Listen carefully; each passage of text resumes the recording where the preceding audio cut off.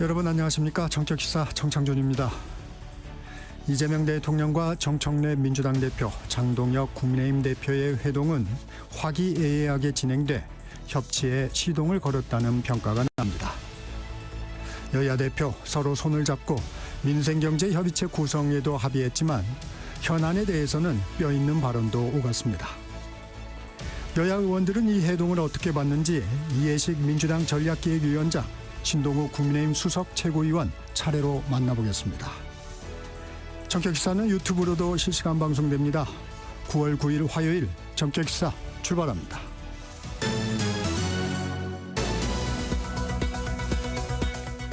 뉴스브리핑 시작합니다. 세계일보 이현미 기자 나와 있습니다. 안녕하세요. 안녕하세요. 우리 국민 300여 명이 구금된 초유의 사태 해결하기 위해서 조현 외교부 장관 미국으로 출국했는데 현재 어떤 상황인가요? 네, 조현 외교부 장관이 어제 미국으로 출국했는데 서둘러 가다 보니 직항이 아니라 경유편으로 워싱턴 DC를 향했습니다. 네. 그만큼 빨리 해결해야 한다는 목소리가 큰데요. 정부가 미국에 구금된 우리 국민 300여 명을 위해 전세기를 띄우기로 했지만 아직 정확한 일정은 확정되지 않았습니다. 지금 미국 현장에 가 있는 외교부 현장 대책반은 이르면 10일, 그러니까 내일 전세기가 투입될 수 있다고 내다봤지만 어제 출국 전 국회에 출석한 조현 장관은 그건 기술적인 거고 행정적인 절차가 남아있기 때문에 미국 출발 일정은 아직 정해지지 않았다고 말했습니다. 네. 지금 외교부가 한국인 구금자 332명에게 전세기를 타고 자진 출국할 거냐 이렇게 의사를 확인하고 있는데 자진 출국을 하면 나중에 미국에 가는 게 어려워질 수도 있다고 보기 때문에 네. 정식 재판을 받겠다는 구금자도 있는 상황입니다. 조현 장관은 이에 대해 이들의 미국 체류가 불법인지 아닌지 법원에서 엄격하게 다퉈야 할 문제인데 시간과 비용이 너무 많이 든다고 말을 했고 정부도 현재로선 추방이 아닌 자진 출국이 최선이라는 입장입니다. 조 장관은 마코 루비오 미국 국무장관을 만나서 해결책을 논의할 예정인데요. 공장 건설이 지연되면 한국 기업뿐 아니라 미국 측의 손해도 상당하니 이들에게 전문직 취업이나 주재원 비자를 주는 방안을 검토해달라는 제안을 할 걸로 보입니다. 도널드 트럼프 미국 대통령, 한국과는 여전히 사이가 좋다면서 또 한마디 했네요. 네, 트럼프 대통령은 이번 사태에도 불구하고 한국과 매우 좋은 관계를 갖고 있다고 했고 또 훈련에 필요한 인재들이 미국에 신속하고 합법적으로 입국할 방안을 찾겠다며 취업 비자 제도를 개선하겠다는 뜻을 내비쳤습니다. 그러면서 요구사항을 이야기했는데 트럼프 대통령은 이를 잘 아는 사람들을 불러들여 잠시 머물게 하면서 도움을 받도록 하고 그들이 미국인을 훈련시키도록 해야 한다고 강조했습니다. 도움이 필요한 분야로는 배터리와 조선 등을 예로 들었는데 구금된 우리 근로자 중 상당수는 장비와 설비 담당 협력사 직원이었습니다. 몇 달씩 걸리는 취업비자나 주재원 비자를 받는 대신에 단기 상용비자 같은 걸로 미국에 갔다가 지금 체포가 된 겁니다. 그렇기 때문에 우리 기업들의 우려가 지금 매우 큰데요. 트럼프 대통령이 미국 인력에 대한 교육을 전제로 한국 인력을 받아주겠다고 했지만 기업들은 시간이 곧 비용인데 경험이 없는 미국 노동자들을 언제 가르쳐서 언제 공장을 돌리냐며 걱정하고 있습니다. 이대로는 한미 간 대규모 조선 협력인 마스가 프로젝트를 포함해 대미 투자가 계획대로 진행되기 어렵다면서 기업들은 정부가 근본적으로 비자 문제 해결에 나서야 한다고 촉구했습니다. 네. 어제 열렸던 이재명 대통령과 여야 대표의 만남 분위기는 좋았습니다. 네, 이 대통령이 취임 후 처음으로 여야 당대표와 회동을 하고 민생경제 협의체를 구성하기로 합의했습니다.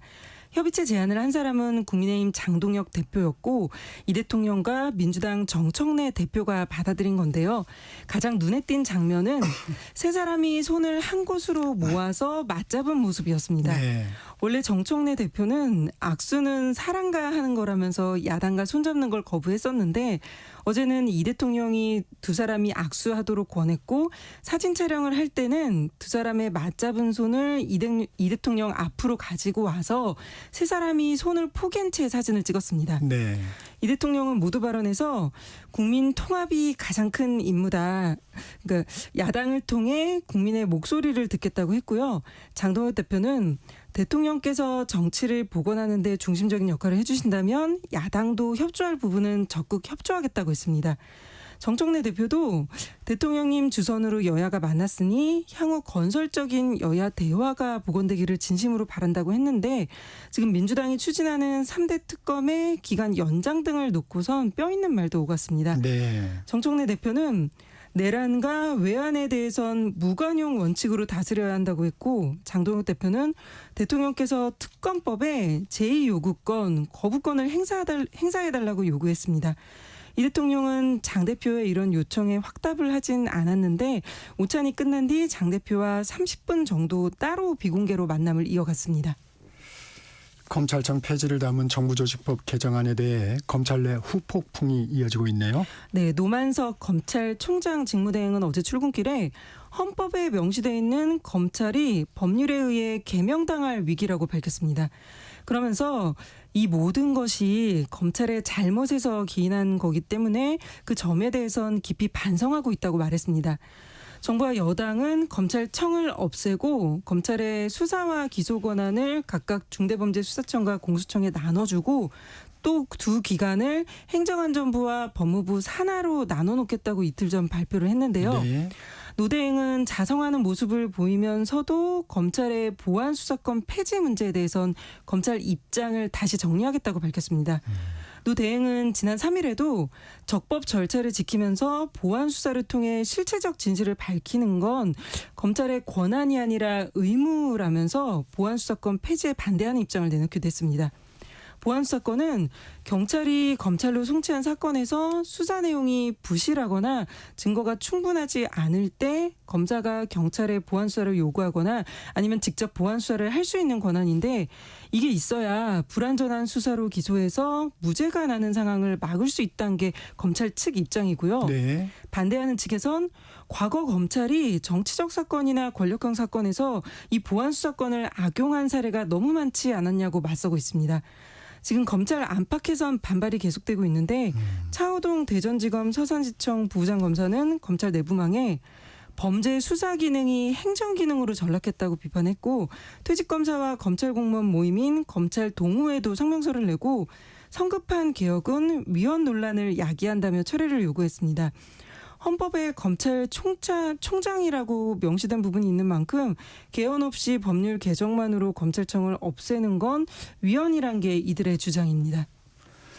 휴대폰 소액 결제로 피해를 봤다는 KT 가입자들의 신고 잇따르고 있다고요? 네, 해킹으로 추정되는 범죄로 휴대전화 소액 결제 피해를 본 사람들이 늘고 있는데 공통점이 있습니다. 네. 모두 KT통신사 고객들이란 것과 경기 광명과 부천, 서울 금천과 관악구, 영등포 같은 수도권 서남부에서만 새벽 시간대에 피해가 발생한 점이었습니다. 모바일 상품권 구매나 교통카드 충전으로 수십만 원씩 빠져나간 건데요. 경기 남부경찰청에 따르면 지금까지 확인된 피해자는 74명, 피해액은 4,580만 원에 달했습니다. 지난달 27일부터 신고가 접수됐는데 처음에는 같은 휴대전화 대리점에서 개통한 게 아니냐 이렇게 의심했는데 아니었고요. 피해자들의 연령대와 휴대전화 기종도 각각 달랐고 이들 모두 악성 링크를 접속하거나 특정 앱을 설치한 적도 없었다고 진술했습니다. 네. 일부 피해자들은 카카오톡이 갑자기 강제 로그아웃되는 현상이 있었다고 했는데 이것도 모든 피해자에게 동일하게 나타나지 않았습니다. 경찰은 이번 범행은 그간 사례가 없는 최초 수법으로 보인다면서 지금 피해자들의 휴대전화를 제출받아 포렌식 작업을 하고 있습니다. KT 측은 결제 한도를 10만 원으로 줄이고 피해 금액이 납부되지 않도록 사전 조치하고 있다고 밝혔습니다. 그룹 블랙핑크의 로제가 K-팝의 새로운 역사를 쓰고 있네요. 네, 블랙핑크의 로제는 팝스타 브루노 마스와 함께 부른 아파트란 곡으로 미국의 4대 대중음악 시상식으로 꼽히는 MTV 비디오 뮤직 어워드에서 올해 노래상을 수상했습니다. K-팝 가수가 MTV에서 상을 받은 적은 있지만 올해 노래 같은 주요 부문에서 수상한 건 이번이 처음입니다. 방탄소년단이 2021년 다이너마이트로 같은 부분에 후보로 올랐지만 네. 그때는 수상으로 이어지진 않았습니다. 로제는 블랙핑크가 베스트 그룹을 받으면서 2개의 트로피를 품에 안았는데요. 꿈을 쫓았던 16살의 저에게 이 상을 바친다고 수상 소감을 전했습니다. 미국의 대중음악 시상식에서 K-팝이 올해 노래에 선정된 건 그만큼 K-팝이 미국 주류 음악 시장에서 인정을 받은 거고 또 보편적인 장르로 자리매김한 거란 분석이 나옵니다. 어제 시상식에서도 지금 넷플릭스 영화로 세계적 인기를 끌고 있는 K-팝 데몬 헌터스의 수록곡을 부른 가수들이 시상자로 나오면서 네. K-팝의 영향력을 확인할 수 있었습니다. 여기까지 듣겠습니다. 세계일보 이현미 기자였습니다. 고맙습니다. 감사합니다. 전격시사 듣고 계신 지금 시각 7시 30분입니다. 이어서 날씨와 교통정보 전해드립니다. 전격 시사 날씨 정보입니다. 오늘 폭염주의보는 제주도로만 남아 있습니다. 어제도 경성권과 동해안은 좀 더웠는데요. 이번 주부터는 그래도 서서히 북쪽에 차고 건조한 공기가 영향을 주면서 기온이 점차 내려가겠습니다. 아침 기온에서 확실히 변화를 느끼는데요. 현재 서울의 아침 기온 22도, 어제 20.6도에 비해서 또 약간 기온이 오르긴 했지만 그래도 여전히 선선합니다. 하지만 대부분 이렇게 선선해진다 하더라도 제주와 일부 남해안은 밤새 열대야가 이어졌고요. 당분간은 이들 지역의 열대야가 반복되겠습니다. 낮 기온 분포는 평년보다는 높긴 하겠습니다. 그래도 어제보다 오늘 낮 기온은 좀 떨어져서 오늘 광주 대구 25도, 세종 26, 강릉 28, 서울 30도까지 오르겠습니다. 내일부터 다시 서쪽 지역 중심으로 무덥겠습니다. 오늘 오전까지 전남과 경남, 오늘 밤부터 내일 새벽까지 남부와 제주에 매우 강한 비 예보가 있는데요. 남부지방과 제주 오늘과 내일 20에서 80, 많은 곳 전남 남부 100mm 이상의 비가 오겠고 충청권은 오늘 아침까지 5에서 10, 그 밖에 중부지방은 오늘 오전까지 빗방울이 떨어지다가 점차 맑아지겠습니다. 이번 주말에는 전국적으로 비가 한 차례 더 오겠습니다. 지금 서울 기온 22도입니다. 전격 시사 날씨 정보 최영우였습니다. 계속해서 이 시각 교통 상황 KBS 교통정보센터의 공인희 씨가 알려드립니다. 네, 이 시각 교통정보입니다. 출근길 고장난 차로 지나시기 더 어려워진 곳 있는데요. 서울시내 구리 쪽 강변북로 한강대교를 지난 지점 1차로가 차단된 상태입니다. 뒤로 행주대교부터 동작대교까지 내내 정체가 되고 있고요. 같은 방향 올림픽대로도 행주에서 성산, 양화에서 한강대교 쪽으로 주춤하다가 이후 강남권인 청담대교 4차로에선 추돌 사고도 수습 중입니다. 반대 공항 일산 쪽으로 올림픽대로가 조금 더 어려운데요. 강동대교부터 한강대교까지 한 번에 50여 분 소요가 되고 있고요. 부산 쪽 경부선 수원과 남사 부근으로 서울 방향도 신갈 분기점과 서울시 구간으로 출근 정체 빠르게 늘고 있습니다. 한편 남북권인 중부 내륙고속도로 창원 방향 창녕 진출로를 앞두고 갓길에서 발생한 빗길 화물차 단독 사고 수습 중입니다. 뒤로 2km 구간 꽉 막혀 있습니다. KBS 교통정보센터였습니다.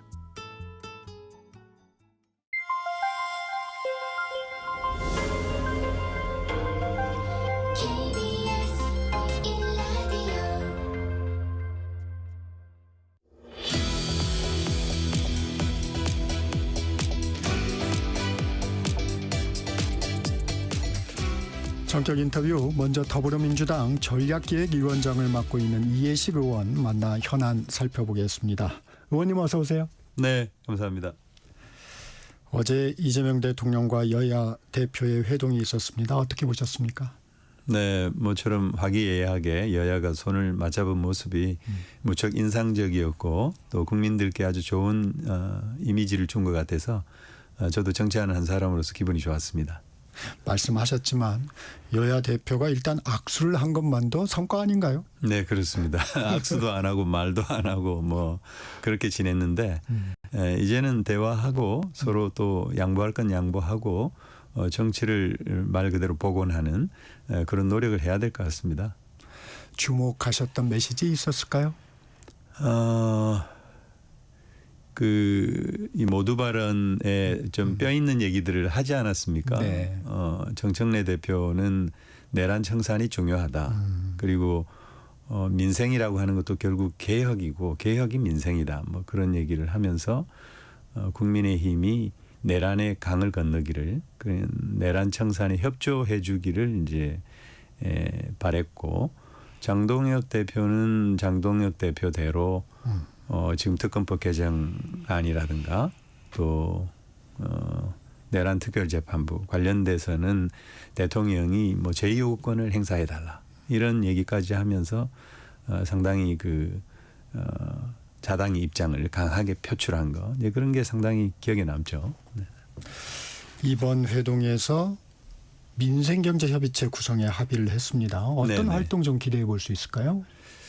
뭐 얘기가 나왔습니다만은 공통 공약이 있습니다. 지금 대선 치른 지가 얼마 안 됐는데 공통 공약을 입법화하는 것은 사실은 뭐 여당이나 야당이나 이견이 별로 없고 또 국정기획위 단계에서도 사실 국정기획위원회가 야당의 공약도 쭉 스크린을 해가지고 담을 수 있는 것은 다 담았거든요. 네. 그래서 그런 작업들이 먼저 이루어졌고 또 이런 민생경제협의체를 통해서 구체적으로 또 정기국회에 들어가면 늘 이렇게 만나고 협상하기 때문에 상당히 성과를 내려면 충분히 성과를 낼 수 있다 이렇게 생각합니다. 이 여야가 관심 있는 민생 법안이 좀 다를 수도 있을 텐데 여당 입장에서는 어떤 부분을 좀 시급히 생각하고 계십니까?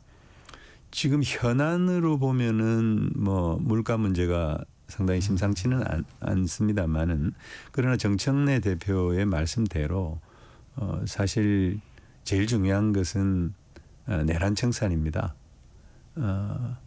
우리 이재명 대통령의 선거 슬로건이나 공약도 그랬지만은 네. 전체적으로는 회복과 성장이거든요. 제일 중요한 것은 망가진 어떤 국정의 시스템, 민주주의 이런 것을 먼저 회복한 다음에 그 다음에 성장이 있다라고 하는 것이기 때문에 결국 내란 청산이 가장 중요하고 정청래 대표의 말씀처럼 개혁이 민생이고 민생이 개혁이다. 이제 그런 면에서 보면 어제 오찬 회동에서도 강조를 했습니다만 국민의힘이 빨리 이 내란을 극복하는 거, 내란의 강을 건너는 거, 그것이 중요하지 않을까 그렇게 생각합니다. 근데 그런 부분으로 협의를 하다 보면 아무래도 충돌이 있을 수밖에 없을 것 같은데 예전에도 이런 협의체 만들면 꼭 실무일 협의에서 대립하다가 좀 삐걱거리고 했습니다. 네. 이게 좀 잘 되려면 여야 어떻게 좀 접근해야 될까요? 우선 이제 민생경제협의체라고 하는 그 말 그대로 그야말로 민생 사안만 다룬다면은 성과를 낼 수도 있겠죠. 그러나 저는 지금 정치권의 논의와는 다르게 3특검이 지금 진행되고 있지 않습니까? 네. 특히 내란 특검 같은 경우는 어떤 면에서는 국민의힘을 정면으로 겨냥하고 있거든요. 추경호 원내대표와 조지현 의원에 대한 원내대표. 네. 예, 압수수색이 있었고 네. 그리고 또 피의자로 적시를 했단 말이죠. 그리고 이 12월 3일 계엄 선포될 당시에 추경호 원내대표가 문자를 보내면서 국회로 와라, 당사로 와라, 국회로 와라, 당사로 와라 이렇게 상당히 그 4번씩이나 장소를 바꾸는 이제 그런 것들이 결국은 표결을 방해하려고 그런 거 아니냐. 그리고 그때 당시 이 추경호 원내대표는 또 국회 원내대표실에 있었는데 원내대표실에 조지현 당시 그 원내대변인하고 같이 모여 있었던 의원들이 뭐 이미자 의원이라든지 뭐 김희정 의원 등 여러 의원들이 있습니다. 그 의원들이 또 특검에서 지금 참고인 신분으로 부르고 있거든요. 네. 근데 이 참고인 신분으로는 뭐 안 나가도 되지만 계속 안 나올 경우에는 뭐 이렇게 피고발인 신분으로 전환을 한다든가 해서 강제 수사에 또 착수할 수도 있습니다. 이제 그렇게 되면은 국민의힘 입장으로서는 매우 곤혹스럽고 네.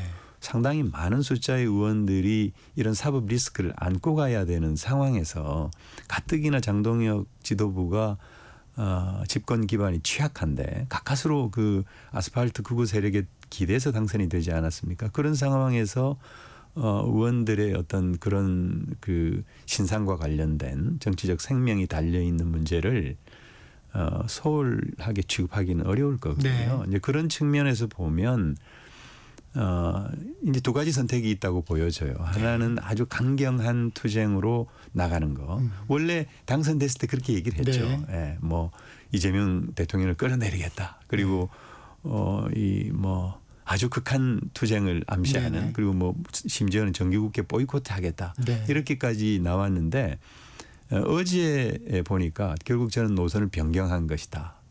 두 가지 선택지 중에 결국 유화적인 노선 그리고 정치의 복원 최선을 다해서 이런 그 민생 문제에 천착하고 그런 모습을 보여줌으로써 오히려 이런 어떤 사법적 위기 이런 것을 돌파하려고 하는 하나의 수 아니냐 이렇게 생각이 됩니다. 아, 그런 의도가 엿보였다. 예, 예. 이 대통령의 언급대로 여당이 더 많이 가졌으니까 좀 더 많이 양보해야 되지 않겠느냐. 정청래 대표도 그러겠습니다 했습니다. 어떻습니까? 네, 아주 뭐 좋은 말씀이고 또 저는 그것이 하나의 원칙이라고 생각을 합니다. 그래서 저희 당도 그런 차원에서 여야 이런 영수회담의 어떤 성과 이런 것을 이어가기 위해서 노력해야 되지 않을까 그렇게 생각합니다. 이 장 대표가 앞서도 언급해 주셨지만 대통령께 요청한 제2요구권 행사. 이게 현실성이 있을까요? 뭐 이재명 대통령은 윤석열 전 대통령하고는 다르겠죠. 내란숙의 윤석열하고는 완전히 다르죠. 국회는 국민의 대표기관이고 국민의 대표기관이 의결을 통해서 보낸 것에 대해서 제2요구권을 행사를 하지는 않을 것입니다. 저희 생각에는 만약 그런 상황이 정말 이 법안에 대해서 대통령이 좀 더 숙고를 해야 된다는 생각이 있다면 당정 간의 협의가 먼저 돼서 당연하죠. 그런 상황이 되지는 않지 않겠습니까? 그렇습니다. 네. 네. 일단 이번 주 원래는 3대 특검법 개정안 처리 얘기도 좀 나왔었는데 어떻게 될까요? 지금 당 원내 지도부는 이 3특검법 개정안을 처리한다는 방침입니다. 네. 그래서 11일 정도의 그 법안을 상정하고 그러면 이제 차례대로 필리버스터를 하게 되겠죠. 그래서 그런 과정을 거칠 것으로 지금 예상하고 있습니다. 당 전략기획위원장을 맡고 계신데 이 정청래 대표 출범 이후에 정광석화 개혁을 추진하고 있습니다. 네. 이 같은 전략에 대한 여론의 움직임은 좀 어떻게 평가하고 계십니까? 이제 그 말 자체가 주는 그 어감이 굉장히 강렬해서 민주당을 사랑하고 지지하는 분들에게는 굉장히 그 효능감 있는 그런 말이지만 또 반대 진영이 있거나 또 이 중도 쪽에 머물러 있는 유권자들에게는 다소 좀 거부감을 주는 것도 사실이죠. 그래서 이제 그러나 물론 정청래 대표가 이런 점을 잘 알고 있고 또 그럼에도 불구하고 이 내란이라고 하는 것은 대한민국 민주주의 역사에서 다시는 있어서는 안 될 너무나도 중차대한 사안이기 때문에 그런 다소의 뭐 이렇게 어색한 또는 내지는 뭐 손해라 그럴까요? 그런 것을 각오하고라도 그렇게 강한 메시지를 냈던 것이고 그런데 어제 이제 여야 영수회담을 통해서 서로 손도 잡고 네. 그리고 많이 가졌으니까 또 양보를 좀 해야 된다라고 하는 대통령 말씀에 긍정하면서 저는 뭐 분위기가 좀 좋게 바뀌지 않을까 이제 그렇게 보고 있습니다. 이 정부 조직 개편안도 살펴보겠습니다. 의원님께서 이제 국정기획위 정치행정분과장으로 활동하셨는데 이 검찰개혁, 사법개혁에도 좀 밑그림에 관여하신 거죠? 네, 그렇습니다. 원칙적으로 수사와 기소를 분리하고 중수청과 공소청을 만들고 그리고 당시에는 이제 법무부의 탈검찰화까지 해서 검찰개혁을 완성하겠다. 이 큰 어떤 청사진 이것은 이제 국정기획위원회에서 제시를 했었는데 지금 뭐 국정기획위원회에서 정리한 안대로 가고 있는 게 아닌가 생각이 됩니다. 이 정성호 법무장관 1차 수사기관의 행안부 집중에 우려를 표했었는데 당의 입장이 일단 관철이 됐습니다. 네. 국민의힘에선 정청래 대표에 대해 여의도 대통령이라는 표현도 썼습니다. 이 문제에 대한 당정 간의 차이는 어떻게 보셨습니까? 당정 간의 그 큰 차이는 없고요. 불협화음이나 이런 것도 일체 없습니다. 네. 다만 이제 국민의힘이 그렇게 얘기하는 것은 결국 당정 간의 어떤 불협화음을 조장하려고 하는 네. 기대가 반영된 게 아닌가 그렇게 생각이 되고 늘 언론이나 또는 야당은 거기에 촉각을 곤두세우고 있기 때문에 그런 어떤 그 주관적인 어떤 안경이라 그럴까요? 그런 거에 의해서 현상이 그렇게 보인 것일 뿐이지 절대 그렇지 않다 이렇게 말씀드리고 싶습니다. 전략통이시니까 이 얘기도 여쭤보겠습니다. 1차 수사기관에 대한 사법통제 시스템, 네. 이게 예를 들어서 경찰의 불송치 사건에 대한 보안 수사 부분, 이건 좀 어떻게 해결해야 될까요? 물론 이제 후속 논의가 계속 이어지겠지만. 네, 그렇습니다. 그래서 중수청 설치법 그리고 뭐 형사소송법 이런 걸 정리를 하면서 구체적으로 담아야 되는데요. 네. 뭐 당내에도 약간의 이견이 있습니다. 그런데 전체적으로 보면은 보안 수사를 직접 줄 것인가 아니면은 보안 수사를 그냥 요구하는 수준에서 머물 것인가 이런 것인데 직접 주게 되면은 수사와 기소를 분리한다라고 하는 그 원칙에 맞지 않는 거 아니냐. 결국 보안 수사권을 활용하고 확대해서 또 이런 그 권한을 남용하는 사태가 벌어지지 않으리라는 보장이 없지 않느냐. 그래서 지금 개혁의 초반이기 때문에 추후에 나중에 가서 보안 수사권을 일부 허용하는 한이 있더라도 지금은 보안 수사를 요구하는 정도에 그쳐야 그래야지 국민적인 우려를 불식시킬 수 있다라고 하는 것이 조금 더 다수 견해인 것 같습니다. 이 천하람 개혁신당 원내대표는 이런 얘기도 하더라고요. 특검, 공수처에는 왜 수사 기소권을 다 주느냐?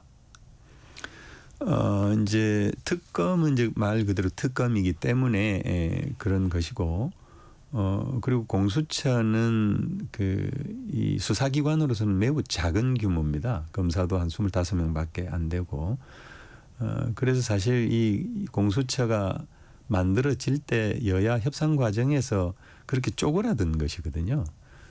그래서 그런 어떤 특별한 말하자면 고위공직자에 대한 수사와 기소를 담당하는 기관으로서 아주 특별한 영역이어서 수사 기소 권한을 이렇게 다 허용하는 것으로 정리가 된 것이죠. 그러나 지금 현재 중수청이 설치가 되고 중수청이 설치가 되면 국수본 또 공수처와 함께 3개의 수사기관이 들어서는 것이단 말이죠. 근데 그런 상황에서 그러면 이 관할권 다툼이라든지 또는 뭐 수사의 그 여러 가지 그 수사 진행 과정에서 나타날 수 있는 어떤 혼선 같은 게 있을 수 있지 않느냐. 그래서 국수위, 국가수사위원회라고 하는 것을 두고 거기서 좀 조정을 하게 하자라고 하는 안도 지금 나와 있긴 하죠. 그러나 궁극적으로는 이 수사기관의 전반적인 어떤 통합 문제라든가 구조의 개편 문제가 또 나올 가능성이 있습니다. 그래서 그런 것들을 염두에 두면 지금은 이 공수처의 이 수사기소 기능을 다 주는 거 그리고 또 특검의 수사기소 기능을 다 주는 거에 대해서 비판하는 것은 한 면만 보는 것이다. 이렇게 생각이 되고 차제 저희가 입법을 하는 과정에서 이런 것들을 전체적으로 검토해서 보다 더 충실한 안을 만들 책임이 우리한테 있지 않는가 이런 생각을 갖습니다. 이 검찰에는 당연히 이제 개혁 대상으로서 불만의 목소리가 좀 나옵니다. 네. 노만석 검찰총장 직무대행 정부조직법 개정안과 관련해서 헌법에 명시되어 있는 검찰이 법률에 의해서 개명당할 위기에 놓였다. 반성을 얘기하면서도 향후의 검찰개혁 세부적인 방향은 국민들 입장에서 설계가 되었으면 하는 바람이다. 이렇게 얘기했는데 어떻게 좀 해석하셨습니까? 조금 아쉽습니다. 검찰이 말로는 반성을 한다고 했지만 결국 반성 안 하는 거 아니야? 이런 어떤 의문을 국민들께 던져주는 것 같거든요. 그리고 검찰이라고 하는 것이 헌법에 없습니다. 검사는 있습니다. 검사는 2번 나오고요. 검찰총장이 있죠. 네, 검찰총장이 1번 나오죠. 네. 근데 이 검찰총장이 나온다고 해서 검찰청이라고 하는 것이 헌법기관이다. 이것은 확대 해석한 거죠. 헌법에 나오는 기관은 아니죠. 헌법기관은 아닙니다. 이 직위일 뿐이죠. 근데 이 직위라고 하는 것은 헌법과 다르게 부를 수 있습니다. 예를 들면 시장군수구청장도 헌법에 없어요. 그런데 지방자치단체장이라고 나와 있습니다. 근데 시장군수구청장을 다 지방자치단체장이라고 부를 수는 없지 않겠습니까? 그래서 저는 참 아쉽게도 검찰의 어떤 인식을 보여주는 것이긴 한데 조금 더 이 국민의 어떤 우려가 뭔지 이런 것에 천착해서 조금 그 깊은 반성 이것을 먼저 하는 것이 순서가 아니겠는가 그렇게 생각이 됩니다. 이 검찰 개혁의 필요성을 얘기하는 사건 중에 하나가 또 검찰의 건진법사 관봉권 DJ 예. 분실 사건입니다. 대통령도 상설특검을 포함한 방안을 지시했는데 이거 어떻게 지금 윤곽을 좀 잡고 계십니까? 어떻게? 관봉권 DG를 분실했다라고 하는 검찰 수사관들의 말을 믿을 수가 없는 것이죠. 그리고 입법청문회에서 수사관들이 나와가지고 하는 그 태도라든가 뭐 이런 전체적인 맥락을 봤을 때 이것은 결국 검사와 검찰 수사관 간에 뭔가 문제가 있는 것이다. 그리고 이것은 액면 그대로가 아닐 수 있다. 뭐 조작됐을 혹은 그 뭔가 진실을 은폐하고 가리는 그런 면이 있다라고 하는 것을 저는 대통령께서 간파했다고 생각을 하고 네. 그래서 특검을 특히 이제 상설특검에 대한 검토를 지시했다고 생각이 됩니다. 그래서 상설특검은 국회 본회의에서 의결하거나 아니면 법무부 장관이 판단하거나 둘 중에 하나를 통해서 할 수 있는데요. 당도 이 상설특검을 추진하겠다고 또 발표를 하지 않았습니까? 그래서 이런 당정 간의 협의를 통해서 법무부 장관의 판단에 의해서 할지 국회의 어떤 의결을 통해서 할지 이런 것을 결정을 해야 되고 이 문제를 확실하게 가리기 위해서 상설특검을 통해서 하는 것이 바람직하다 이렇게 생각합니다. 일단 특검은 해야 된다. 네. 네. 이 내란 특별재판부 설치 관련해서 당내에서 공개 비판이 나왔습니다. 판사 출신인 민주당 박희승 의원 위험한 발상이다. 상권 분립을 무시한 윤 전 대통령의 계엄 총칼과 같다는 취지의 발언을 했는데 이 얘기는 어떻게 들으셨습니까? 뭐 박희승 의원께서 조금 세게 얘기를 네. 하셨는데 우리 국회에서 법안을 발의를 하면 상임위 단계의 문턱도 못 넘는 법안도 많습니다. 네. 본회의까지 통과하는 법안들은 더 적고요. 특히 이런 어떤 정치적 함의가 굉장히 네. 많이 내포되어 있는 그런 법률 같은 경우는 하나의 정치적 메시지로 읽는 것도 아주 현명한 방법이다 이렇게 생각이 되거든요. 내란 특별재판부를 과연 설치할 수 있느냐? 저 자신도 조금은 회의적입니다. 네. 그러나 왜 그런 주장을 하게 됐는가라고 하는 것을 저는 봐야 된다고 생각합니다. 윤석열 당시 그 피의자를 직위원 재판부가 상당히 얼토당토하게 풀어줬지 않습니까? 검찰은 또 즉시항고도 포기하고 풀어줬습니다. 그리고 지금 내란과 관련해서 가장 중요한 혐의자 중에 한 사람인 한덕수 국무총리의 영장도 기각이 됐습니다. 국민들이 봤을 때 이 내란 재판이 제대로 되는 건가? 라고 하는 우려를 당연히 제기할 수가 있죠. 그리고 박근혜 최순실 국정농단 사건 같은 경우는 일주일에 재판을 2번씩 3번씩 하고 그랬는데 지금 직위원 재판부는 일주일에 한 번도 제대로 안 하고 있습니다. 정청래 대표가 침대 축구하는 거 아니냐 네. 이런 비판도 제기했지만 직위원 판사의 이런 개인적인 비위도 있었고 이런 것에 대해서 이 조희대 대법원장이 아무런 조치를 하지 않았습니다. 이런 것들을 보면서 이 내란 재판을 믿을 수가 없다라고 하는 것이죠. 근데 그런 면에서 이런 내란 특별재판부라기보다는 내란 재판을 전담하는 재판부는 설치할 수 있는 게 아니냐. 그리고 세월호 사건 때도 세월호 사건을 담당하는 재판부를 별도로 꾸리려고 했었거든요. 근데 그런 것들을 감안해서 법안을 낸 것인데 이 법안을 내는 과정에서 조금 이제 강도를 세게 하다 보니까 약간 헌법에 위반된 될 소지가 있지 않느냐라고 하는 비판을 받게 된 건데 또 우리 자당의 의원님이 또 너무 세게 말씀하셔가지고 어떤 그 논란의 초점이 이렇게 옮겨갔는데 중요한 것은 그게 아니다. 내란 재판에 대한 국민적 우려 그리고 이 국민적 우려를 어떻게 불식시킬 것인가라고 하는 어떤 우리 민주당의 고민 이런 것을 봐야 된다 이렇게 생각합니다. 네, 오늘은 여기까지 듣겠습니다. 지금까지 더불어민주당 전략기획위원장 이해식 의원이었습니다. 고맙습니다. 네, 감사합니다.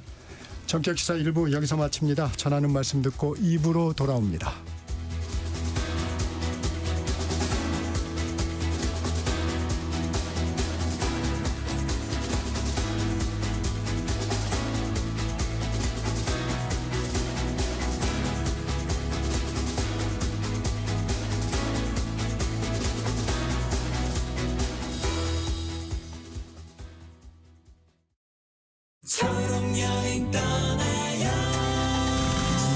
안녕하세요. 슈퍼라디오 DJ 하입니다.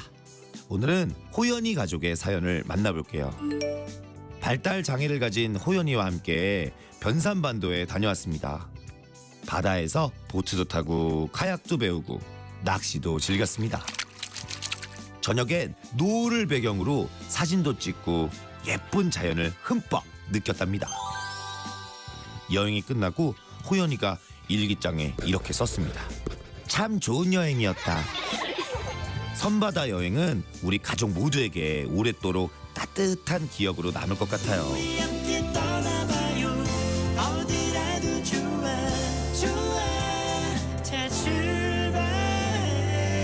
KBS 연중 캠페인 초록여행 떠나요는요, 장애인의 자유로운 여행을 응원하는 기아와 그린라이트가 함께합니다. KBS 라디오를 스마트하게 즐길 수 있는 방법. 스마트폰 플레이스토어나 앱스토어에서 KONG KBS 콩을 검색해서 다운받는다. 맨 아래 여기를 눌러 채팅에 참여하세요로 가서 사연도 신청곡도 마음껏 보낸다. 지금 내가 듣고 있는 라디오, DJ는 뭘 하고 있는지, 게스트는 누구인지 보고 싶다면 오른쪽 위 카메라 모양을 누르고 보이는 라디오로 즐긴다. 방금 들은 그 노래, 아까 들은 그 노래, 가수와 제목이 궁금하다면 오른쪽 아래 음표 버튼을 눌러서 실시간 선곡표를 확인한다. 전국 세계 어디서나 이것만 기억하세요. 콩을 깐다.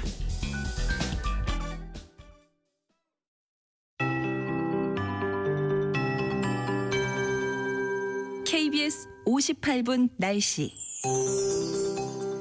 오늘 오전까지 전남과 경남, 오늘 밤부터 내일 새벽까지 남부지방과 제주에 매우 강한 비가 내리겠습니다. 남부와 제주는 오늘과 내일 20에서 80mm, 많은 곳 전남 남부 100mm 이상의 비가 오겠고, 충청권은 오늘 아침까지 5에서 10, 그 밖에 중부지방은 오늘 오전까지 빗방울이 약간 떨어지겠습니다. 이번 주말에도 전국적인 비 소식이 들어있고요. 이번 주부터는 서서히 북쪽에 차고 건조한 공기가 들어오면서 기온이 점차 내려가는 곳이 많겠습니다. 먼저 아침 기온의 변화가 좀 있고요. 오늘 아침도 서울이 21.9도로 출발을 하면서 대부분 20도에서 22도 사이의 선선함을 가져갔는데요. 하지만 일부 제주와 남해안 쪽으로는 밤새 열대야가 이어진 곳이 있고요. 아침 기온도 제주와 서귀포가 27도대를 보이는 등 열대야의 기준인 25도 이상의 기온을 기록하기도 했습니다. 낮 기온은 평년보다 높긴 한데 그래도 제주만 빼면 폭염특보가 모두 해제되면서 오늘 낮 최고 기온 광주, 대구 25도, 세종 26, 강릉 28도, 서울 30도까지 오르겠고, 내일부터 다시 기온이 올라서 서쪽 지역 중심으로는 내일 이후 최고 체감온도 31도 안팎으로 다시 무더워지겠습니다. 지금 서울 기온 22.4도입니다. 최영우였습니다.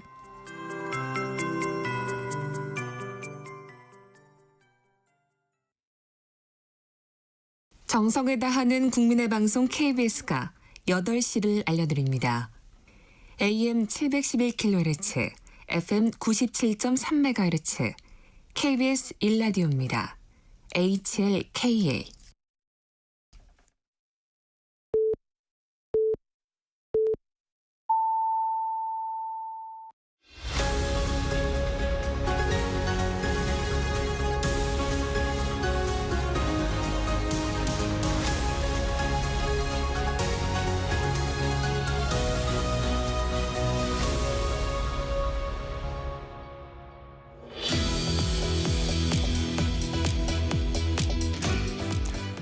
전격 인터뷰 이번에는 야당 입장 들어보겠습니다.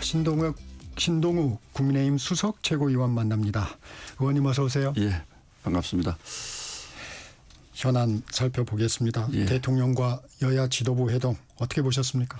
저는 뭐 전체적인 분위기만 보면 오히려 저희 장동혁 대표가 여당 대표 같았고 정청래 대표가 야당 대표 같았던, 저희 입장에서 보면 야당이지만 메시지는 강하게 내되 품격 있게 하자라는 게 이제 저희 기본적인 기조였거든요. 그래서 잘 어제 소화를 하셨다고 저는 생각을 하고, 이제 저희 당이 지금 민생의 문제에서 곳곳에 지금 여러 가지 이제 좀 싱크홀이 생기고 있는데 이 부분을 뭐 균형감 있게 저희는 잘 짚었다라고 생각을 하고 있습니다.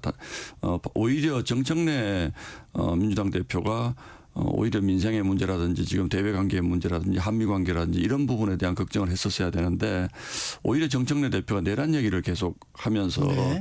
오히려 무슨 혁명 뭐 여당 같은 그런 분위기를 보여서 국민들은 좀 그런 부분에서는 오히려 장동혁 대표한테 점수를 좀 더 주시지 않았을까, 저는 그렇게 생각을 하고 있습니다. 이 여야 대표의 악수도 관심이었는데 환하게 웃으며 일단 손을 맞잡았습니다. 이것도 일단 긍정적인 신호 아닌가요? 저희는 사실 뭐 악수를 안 하겠다라든지 그런 얘기를 한 적이 없습니다. 사실은 정청래 대표가 느닷없이 대표가 되고 나서 본인들의 강성 지지층들에게 화답하겠다고 한 얘기이기 때문에 그런 부분에 저희가 뭐 같이 부안해동할 필요는 전혀 없다라고 생각을 했고, 여야 회담이고 대통령까지 같이 하는 회담에서 악수를 안 할 수가 있습니까? 그런데 정청래 대표가 이제 그런 식으로 늘 정치를 하기 때문에 우리가 휘말려 들어갈 필요는 없는 거죠. 필요하면 악수도 하고 대화도 하고, 그럼 뭐 악수를 안 하면 어떻게 만나겠습니까? 예, 그 부분은 잘했다고 보고 있습니다. 예. 대통령 여당이 더 많이 가졌으니 여당이 더 많이 양보하면 좋겠다고 했습니다. 민주당 쟁점 법안에 대해서 좀 속도 조절에 나설 걸로 보세요. 그러니까 이제 이 부분이 대통령으로서도 상당히 이제 곤혹스러운 부분이고, 어제 얘기에 우리 장동혁 대표가 한 키워드가 모두의 대통령이 되어줬으면 좋겠다라는 표현을 썼는데 이게 굉장히 지금 함의가 있습니다. 지금 대개 뭐 원론적으로는 누구나 취임사에 하는 얘기죠. 나는 모두의 대통령이 되겠다라는 게 취임사에 하는 얘기인데 지금은 대통령보다는 민주당과 특검이 더 많이 보이는 국면이라는 부분을 대통령도 인정을 할 수밖에 없는 것이고, 지금 민주당이 가고 있는 입법 폭주의 길이라는 것이 저는 대통령에게도 결코 도움이 되지 않을 것이다. 지금 뭐 특검법을 연장해서 검찰은 없애겠다 그러면서 특검에게 뭐 끝없는 권력을 주겠다라는 이런 발상이라든지, 또 더 나아가서 내란특별재판부 같은 경우는 뭐 위원님이 조목조목 살펴보면 이건 받아들일 수 없는, 국민들이 받아들일 수 없는 이런 법인데도 민주당이 지금 그걸 밀고 가고 있고, 또 이런 것에 묻혀서 뭐 소위 노란봉투법이라든지 또는 그 기업들의 활동을 옥죄는 법, 이런 것들 지금 막 통과되고 있는 이런 상황인데 저는 대한민국 민주주의의 위기라고 보거든요. 왜냐하면 국회가 위기면 민주주의 위기 아닙니까? 오히려 이재명 대통령이 민주주의의 수호자 역할을 할 시간이 왔다라고 저는 생각을 합니다. 문제는 그게 너무 빨리 왔기 때문에 좀 인수위 없이 석 달밖에 안 된 상태에서 이재명 대통령이 당을 통제하지 못하는 상황으로 지금 온 겁니다. 제가 보기에는. 그래서 법안들 처리하는 것도 이재명 대통령 입장에서는 속도 조절을 좀 하고 싶은 생각이 굴뚝 같을 텐데 일단 대표 선출에서부터 본인의 입장이 관철이 안 됐기 때문에 좀 어려운 상황인데, 저는 오히려 어제 우리 장동혁 대표가 한 얘기 중에 가장 의미심장한 얘기는 대통령이 거부권을 좀 행사해 줬으면 좋겠다. 야당이 낸 법안만을 대통령이 거부권을 행사하는 것이 아니고 이것은 지금 이 상황은 대통령의 거부권이 필요한 상황이다라는 얘기, 저는 어젯밤에 아마 이 부분을 간파했다면 대통령이 좀 잠이 좀 잘 안 왔을 것 같다는 생각이 좀 듭니다. 사실. 앞서서 이해식 민주당 전략기획위원장 인터뷰를 했는데 이번 주에 3대 특검법 통과시킬 것 같아요. 통과시킬 예정이다 이렇게 얘기를 합니다. 예. 근데 이 3대 특검법이라는 게 뭐 여러 가지 조목조목 봐도 이제 국민들에게 아주 뭐 유명해진 1심 재판은 반드시 생방송으로 방송 중계를 하겠다라고 한 이런 부분들, 특검의 숫자도 뭐 저도 이해식 의원 얘기 들었습니다만 지금 특검이 2달 이상 했지만 특히 내란 특검이라든지 최상병 특검 같은 경우는 왜 저런 정도를 하면서 뭐 50명 60명의 검사가 필요하고 100명 이상의 인원이 필요한지 지금 국민들이 납득을 잘 못하거든요. 그런데 그걸 또 늘립니다. 또 늘리는데 기간도 늘립니다. 그런데 문제는 일반적으로 특검을 만들 때 가지고 있는 예외성과 보충성이라는 측면에서 보면 이거는 그 필요할 때 한두 차례 정도 한 달씩 기한을 늘리는 거지 법을 만들어서 이렇게 무한정 늘리면 이 특검은 이렇게 무한정 수사권을 가지고 수사를 하면서 검찰은 또 없애는 법안을 지금 통과시키겠다는 것이지 않습니까? 그러면 민주당은 특검을 통해서 정치를 하겠다는 뜻으로밖에 저희가 보일 수밖에 없어요. 그래서 지금 뭔가 너무 많은 것이 나와서 국민들 보기에도 야 이걸로 안 되겠다. 특검이 더 기간도 더 필요하고 사람도 필요하다라는 국민적 공감대가 있다면 저희도 보겠는데 네. 지금 그런 공감대가 있습니까? 저는 없다고 보거든요. 그래서 이 3대 특검법의 내용도 상당히 문제지만 이걸 하겠다는 것 자체가 제가 보기에는 검찰의 수사권을 없애면서 특검은 본인들이 임명한 특검이니까 민주당 검찰을 계속 유지하겠다는 거죠. 이거 납득할 수 없죠. 그래서 장동혁 대표는 제2여국권을 얘기한 건가요? 그렇죠. 그렇죠. 이게 민주당 검찰을 가지고 국가를 운영하겠다는 것이 이재명 대통령을 바라는 일일까요? 저는 바라지 않는다고 생각을 합니다. 대통령은 대통령으로 사고 싶은 일이 있을 텐데 계속 검찰 특검의 수사가 대통령의 국정을 집어삼키는 이런 상황이 뭐 6개월 정도까지는 대통령도 용인할 수 있겠지만 이거 용인할 수 있겠습니까? 저는 그렇게 보고 있습니다. 장동혁 대표 또 최규진 교육부 장관 후보자는 국민 눈높이에 맞지 않는다. 대통령이 결단을 촉구했습니다. 이거 받아들여질 가능성이 있을까요? 제가 설명할 필요도 없을 정도로 부적격자라고 저는 생각을 하는데 대통령도 고민이 있을 텐데 이미 앞선 이진숙 장관이 낙마를 했기 때문에 또 받아들일 수 있을지 어쩔지는 모르겠고 또 하나 결정적인 게 있습니다. 이진숙 장관은 대학 총장 출신이었기 때문에 소위 교원단체 전교조가 돌아섰습니다. 마지막에 전교조가 돌아섰기 때문에 버틸 수가 없었는데 이 최규진 장관은 전교조의 강력한 지지를 받거든요. 민주노총의 지지를 받는 김영훈 장관이 아무리 부적절하다고 해도 꼼짝달싹도 하지 않는 것처럼 저는 철회 못할 거라고 보고 있습니다. 이번 회동에서 민생경제협의체 구성에 합의를 했습니다. 야당 입장에선 어떤 부분이 가장 시급한 민생 현안인가요? 지금 뭐 너무 많지 않습니까? 저희는 사실은 입법 폭주를 멈추는 것이 가장 큰 민생이라고 생각을 합니다.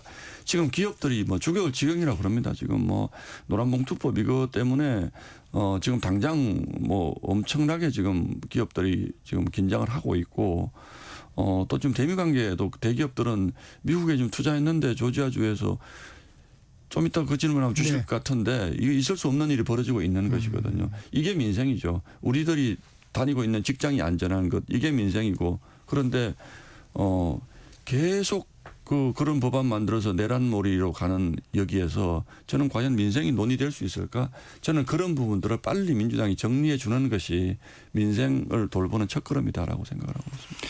그럼 민주당이 정리를 해달라고 그랬는데 이번 회동에서 신 의원님이 보시기에 협치의 가늠자 이걸 보면 그래 한번 얘기해 볼 수 있겠다 이렇게 생각하는 부분은 어느 부분입니까? 솔직히 말씀드리면 정청래 그 대표의 발언에서는 그런 부분을 저는 솔직히 좀 찾기 좀 어려웠고 대통령은 그래도 협치를 해야 되겠다라는 생각 제가 아까 드린 말씀 때문에 국정 운영이라는 것과 정당을 운영하는 것은 다르다는 것을 아마 느끼기 시작을 한 것 같다는 생각이 좀 들더라고요. 그래서 어제도 뭐 모두의 대통령이 되겠다라는 표현도 뭐 쓰셨고 그래서 저는 대통령이 오히려 좀 더 적극적으로 나올 가능성 이런 부분에 기대를 가지고 있습니다. 국민의힘 당내 분위기도 살펴보겠습니다. 예. 장동혁 대표 체제 수석 최고위원입니다. 국민의힘 분위기에 변화가 좀 있습니까? 분위기가 좋아졌습니다. 이게 저는 그래서 확실히 이제 비대위 체제라고 하는 것은 당원들로부터 선택된 지도부가 아니었기 때문에 늘 이제 좀 불안정하고 또 내부적으로 좀 소란스러웠는데 당원이 선택한 지도부가 되니까 확실히 첫 번째는 좀 안정감이 좀 생겼고 또 두 번째는 우리 선거 때 걱정했던 부분들 뭐 이를테면 내부 문제가 지나치게 부각되는 이런 부분들에 대해서는 뭐 저도 그런 건의를 뭐 늘 하고 있고 우리 장동혁 대표도 이게 이제 일의 우선순위와 속도 조절과 또 우리 당이 대여 뭐 투쟁의 길 명확하게 나가기 위해서는 내부 안정이 필요하다. 선거 국면에서는 이걸 뭐 내부 정리다 이를테면 뭐 인적 청산이다 이런 표현을 넣습니다만 이제 당이 구성이 되고 나니까 내부 안정이 중요하다라는 데 대해서는 다들 좀 공감대를 가지고 계신 것 같아요. 필요한 일을 해나가겠지만 좀 빠른 시간 안에 좀 내부 결속을 다지는 작업 이런 것들을 아마 할 것 같습니다. 내부 안정을 얘기하셨는데 장동혁 대표 최근 인터뷰에서 한동훈 전 대표를 겨냥해서 전당대회 과정에서 저를 최악이라고 표현한 분과 어떤 통합을 하고 어떤 정치를 함께 할 수 있겠느냐 했습니다. 신동욱 의원님은 친한계와의 당내 통합 필요하다고 생각하십니까? 물론 필요하다고 생각합니다. 이게 이제 저희가 조금 잘못 좀 구분을 저는 개인적으로 했으면 좋겠는 게 한동훈 대표와 소위 친한계라고 하는 분들은 또 다를 수가 있습니다. 한동훈 대표는 개인이지만 이 친한계라고 하는 분들의 이 생각이라고 하는 것은 정치를 보는 관점의 차이에서 오는 것들도 있을 수가 있거든요. 이분들이 국회의원으로서 뭐 무작정 나는 한동훈을 지지한다라는 뭐 이런 거는 또 별개의 문제지만 이분들이 보는 정치적 관점이라는 게 있지 않습니까? 그게 꼭 한동훈 대표를 향한 것이 아니더라도 당에는 항상 그런 건강한 비주류가 필요하다고 보고 있습니다.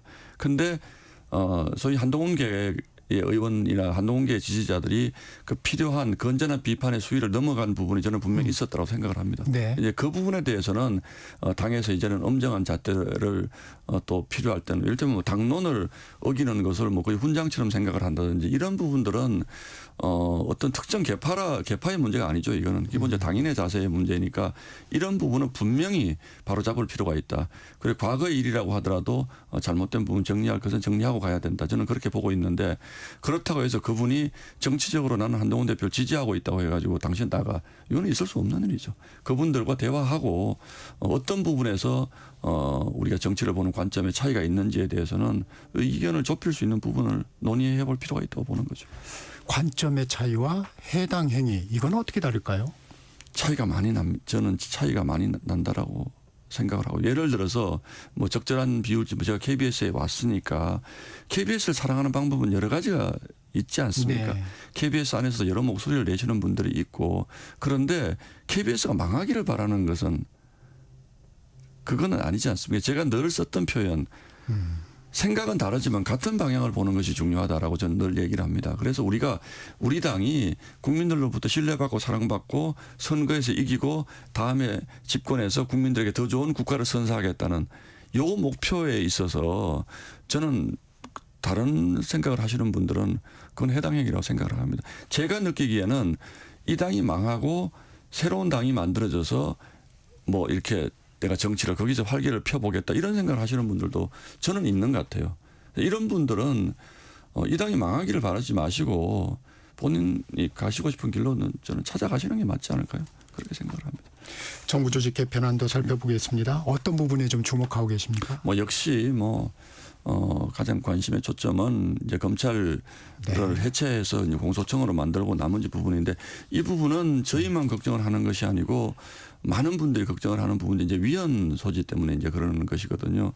위헌이라고 하는 것은 우리나라 헌법이 지난 거의 한 세기가 70년 동안 가지고 왔던 형사사법 체계를 전면적으로 개편하는. 근데 문제는 이게 검찰의 수사권을 완전히 박탈하는 이런 방식이 뭐 다른 선진국에서도 많이 쓰는 방식이면 우리가 그 사례들을 준용해서 가면 되는데 실제로 우리가 흔히 얘기하는 뭐 대륙법계 그러니까 우리가 독일이나 뭐 유럽의 법을 영향을 받은 일본의 법을 우리가 가져왔는데 이런 국가들에서 이렇게 검찰을 무력화시키고 있는 해서 성공의 사례를 보여준 나라들이 없다는 겁니다. 그런데 우리는 이거를 이렇게 검찰을 완전히 뭐 수사 개시권뿐만 아니고 수사 지휘권까지도 완전히 바꿔서 검찰을 완전히 그냥 기소만 하는 기계적 그 기관으로 만들었을 때 나중에 이 부분에서 오는 국민들의 불편이라든지 인권 보호라든지 이런 부분에 문제가 생겼을 때 이 법을 또 바꾸기 위해서는 이렇게 만든 분들은 그렇지 않다. 이거는 뭐 일시적인 현상이다라고 이제 처음에는 문제가 생겨도 또 이제 강변을 할 것이고 또 큰 문제가 생기더라도 본인들이 만들었기 때문에 이건 아까 제가 말씀드린 어떤 관점의 차이다. 인권 보호라는 것의 관점의 차이. 이렇게 또 계속 우기면서 몇 년을 보낼 가능성이 저는 높다고 보고 한번 바꾸면 어렵기 때문에 이건 정말로 하지 말자고는 것이 아니라 정말 수기를 거쳐서 저는 이 정도의 변화면 적어도 한 10년 정도 저는 논의를 해도 저는 괜찮다고 생각을 합니다. 대한민국의 형사사법체제를 바꾸는 거고 대한민국 국민들이 살아가는 삶의 방식을 바꾸는 문제인데 이게 어떤 특정 정파가 전혀 법사위에서 제가 네. 그 보면 토론의 기회도 주지 않고 발언권도 주지 않고 일방적으로 밀어붙이는 국민의 대표자에게도 이 부분에 대해서 문제점을 얘기할 기회를 안 주는 이런 국회에서 과연 대한민국 형사사법 체계를 이런 식으로 혁명적으로 바꾸는 것이 맞습니까? 절차적으로 이미 틀렸습니다. 이거는. 예.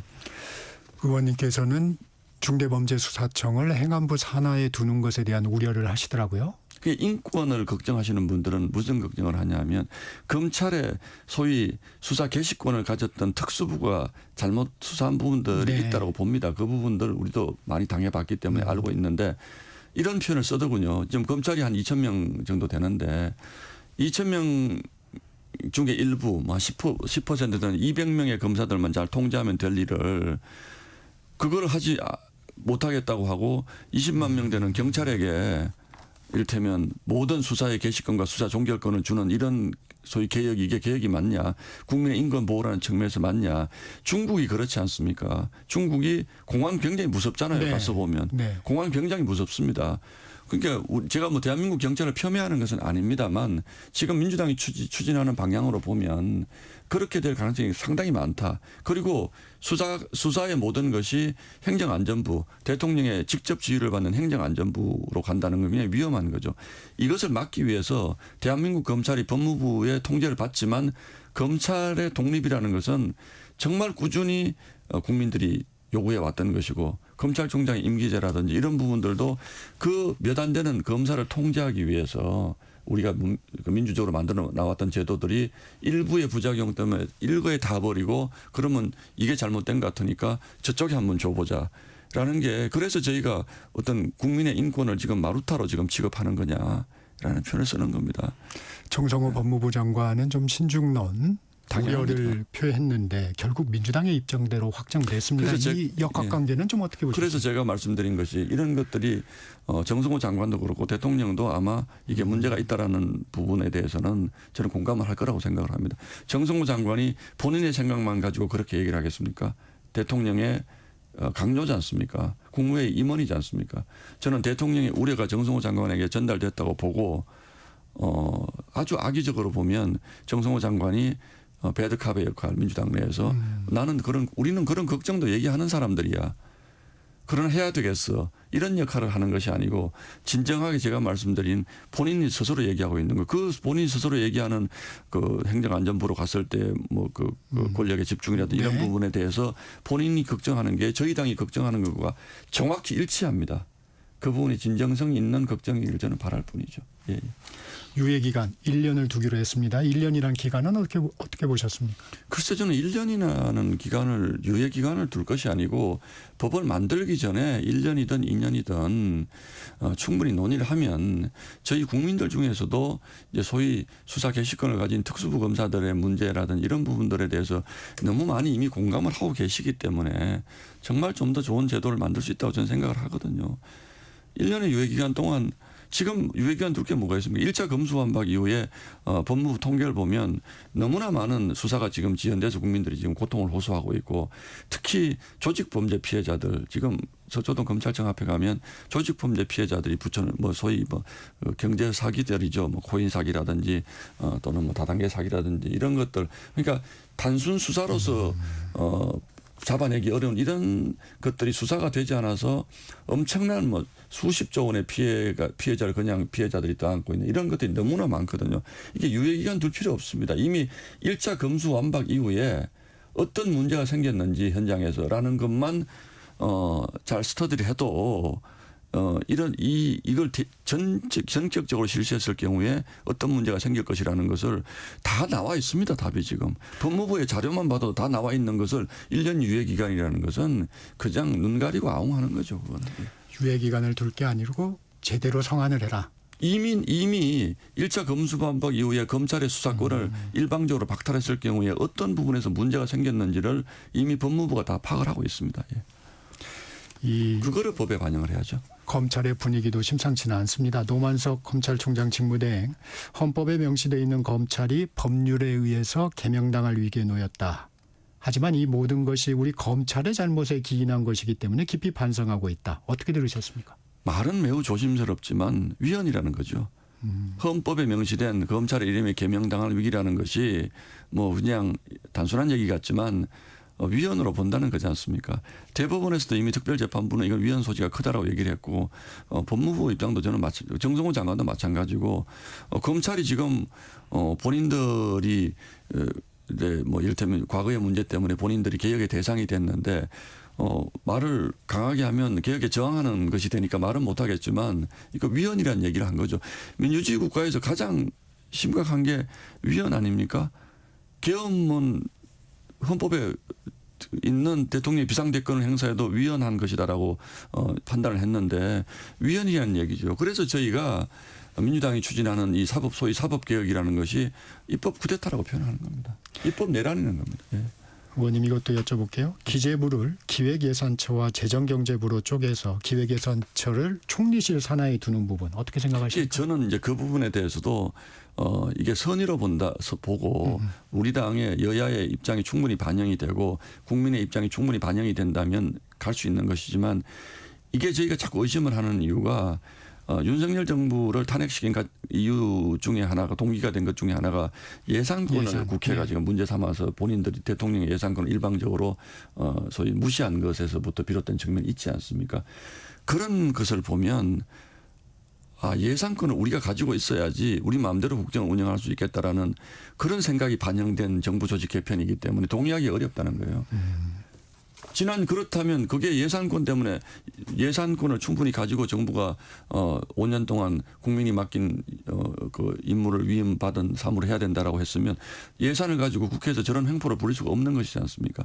그래서 민주당의 입법이 됐던 정부 조직 개편안이 됐던 이런 모든 것들이 다 내로남불이라는 거예요. 제가 보기에는. 그래서 특활비도 본인들이 권력이 없을 때는 다 없앴다가 다 부활시키고 정부 예산권도 저렇게까지 무시했다가 그게 불편해질 것 같으니까 예산처를 우리 총리실 산하로 해서 마음대로 하겠다. 이런 것들이기 때문에 민주당의 의도를 저희가 순수하게 받아주고 협치하자라는 것이 정말 얼마나 입에 발린 소리인지 저희 자꾸 의심을 하는 건 이제 그런 것들이죠. 예.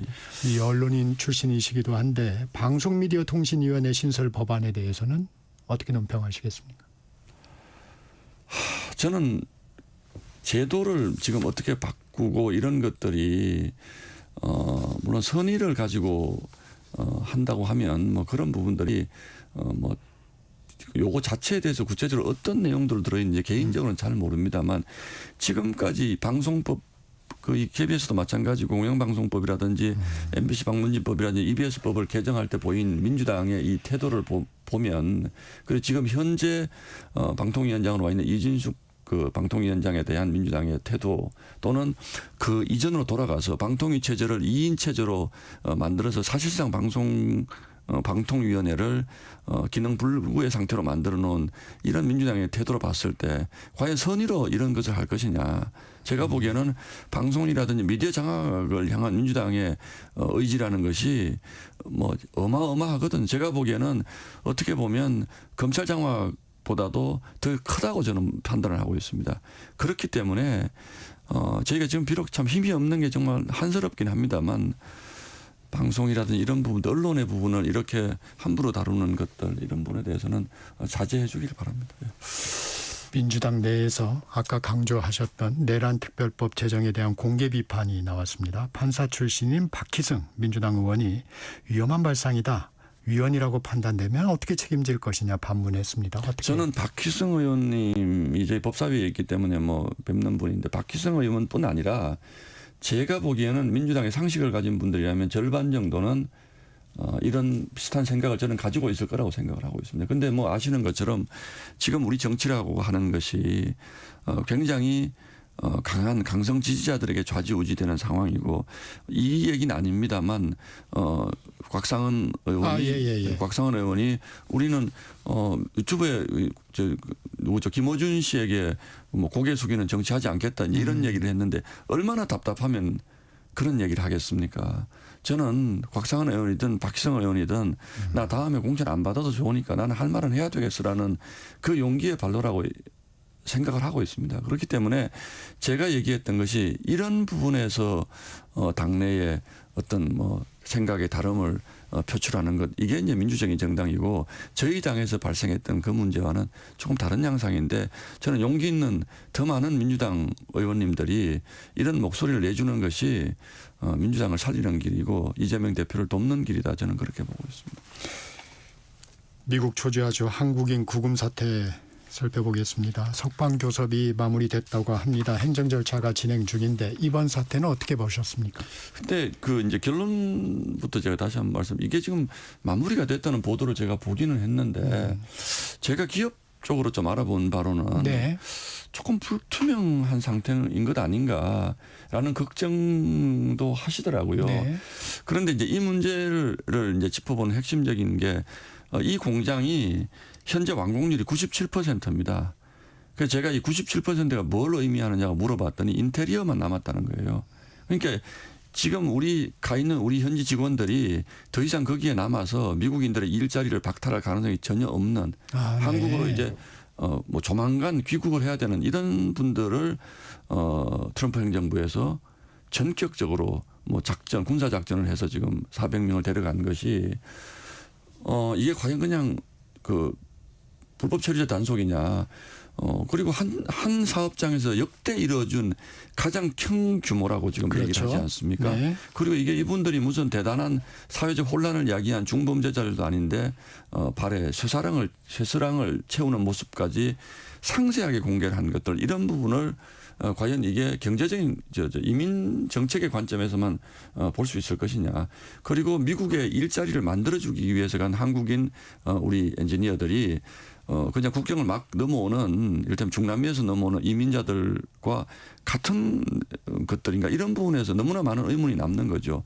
며칠 전에 심지어는 대통령이 가서 회담하고 이 현대차나 그렇죠.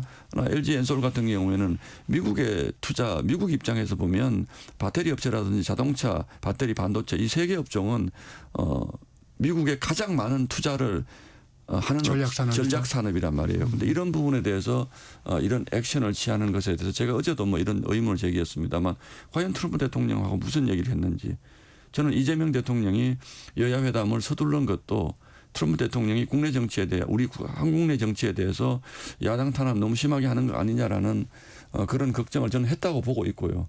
실제로 뭐 숙청이라는 표현을 썼기 때문에 대통령실에서는 다 해소가 됐다 그러지만 해소되지 않았다.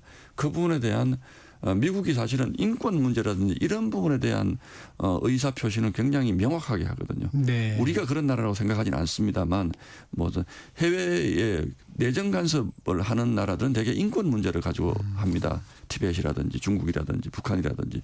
우리도 사실은 그런 메시지의 일환으로 이걸 냈다면 이거는 굉장히 심각한 문제다. 이게 협상을 해가지고 우리 자국민 300명을 데리고, 우리가 무슨 이란입니까? 거기가 저깁니까? 있을 수 없는 일이죠. 네, 여기까지 듣겠습니다. 신동욱 국민의힘 수석 최고위원과 말씀 나눴습니다. 고맙습니다. 정책기사 2부 마칩니다. 전하는 말씀 듣고 3부로 돌아오겠습니다.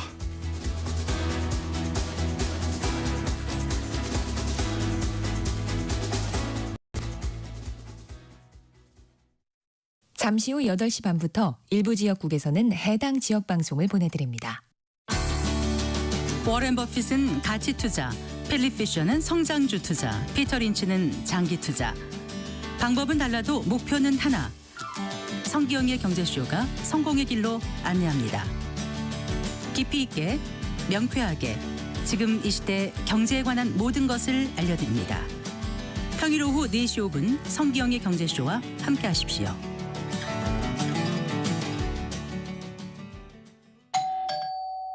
편지 왔습니다. 퇴근길 지친 당신에게 힘이 되는 뉴스를 전해드립니다. 매일 저녁 5시 5분 당신과 함께 읽는 세상 이야기 KBS 1라디오 뉴스레터 K. 지금 시각은 8시 30분입니다. KBS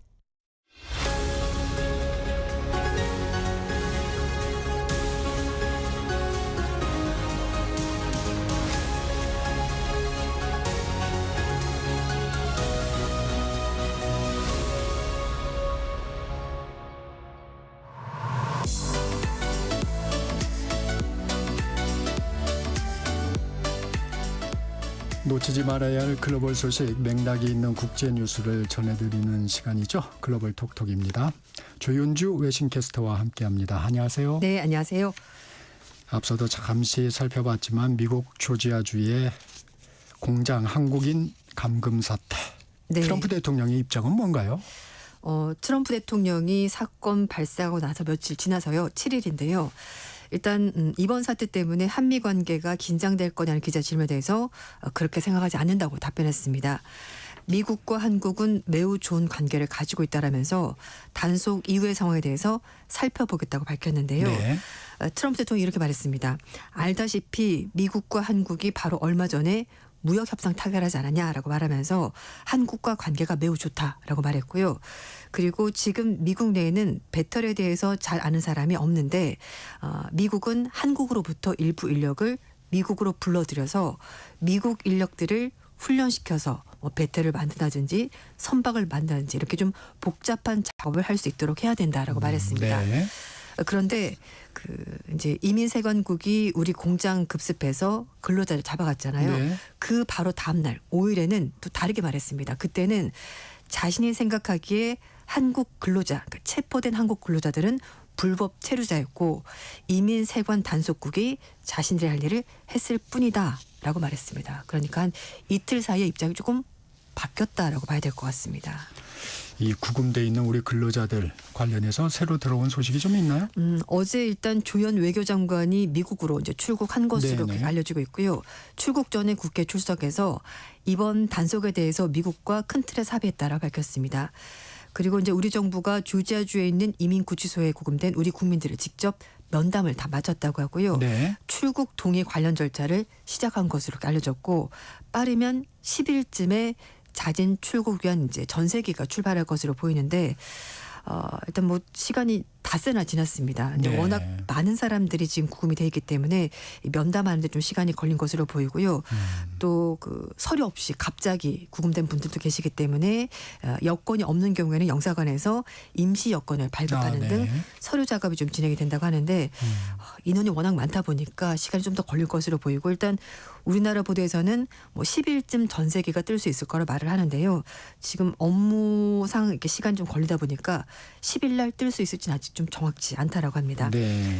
한편 미국의 월스트저널은 조 장관이 트럼프 정부의 관계자들과 만나서 이번 사태에 대해서 재발 방지 얘기를 할 것으로 보이고 한국 기업의 대미 투자 사업과 관련해서 한국인들의 비자 체제 개선을 논의할 것으로 보인다라고 전했습니다.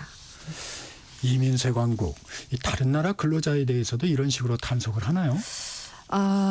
이렇게 대대적으로 한 적은 없었습니다. 네. 그래서 이제 얘기를 하는 것이 뭐 가장 최대 규모의 단속이었다라고 얘기를 하고 있는데요. 특히 이제 뭐 공교롭게도 우리 정부가 미국과 관세 협상을 맺었었고 또 우리 기업이 정말 대규모로 미국에 투자하겠다고 말했는데 네. 그리고 나서 바로 이런 일이 벌어지면서 좀 뭐 의도가 있는 것 아니냐 뭐 이런 얘기까지 나오고 있는데요.